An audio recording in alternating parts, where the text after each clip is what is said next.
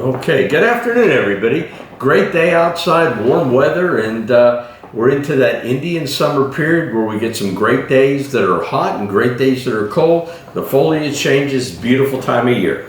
But if you're a CD buyer or you're a bond investor, maybe it's not such a beautiful time because interest rates have dropped rather low. And what are your choices? What do you do?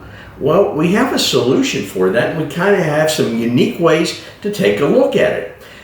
Instead of looking at fixed income, which is going to give you a fixed rate of return, which is barely above money market. In fact, some of the banks, you might actually have to pay them to leave your money there pretty soon. They're talking about negative interest rates as well. We don't like that. We don't think that's a good idea. So there are some really intriguing new indexes that we follow that you can follow too for the different buckets that we talk about. And the first word I'm going to mention, you might think this is really scary, is commodities. Commodities have been in the past great ways to make money and great ways to lose money because of the volatility, because of the risk.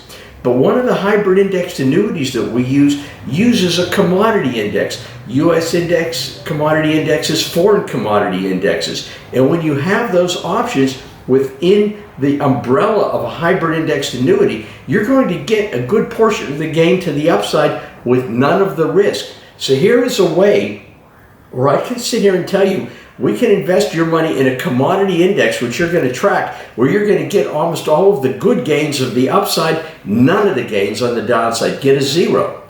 There's another very conservative index. It's a derivative of the S&P 500, and what they did is they took the 200 least volatile stocks from the S&P, made that an index as well too. It's a derivative of the S&P. They're S&P 500 stocks, but it's the 200 least volatile stocks within the S&P 500 where you're going to get a great portion of the gain as well too. When the S&P goes up, those participate as well. Lower volatility, and certainly when the market drops, none of the risk.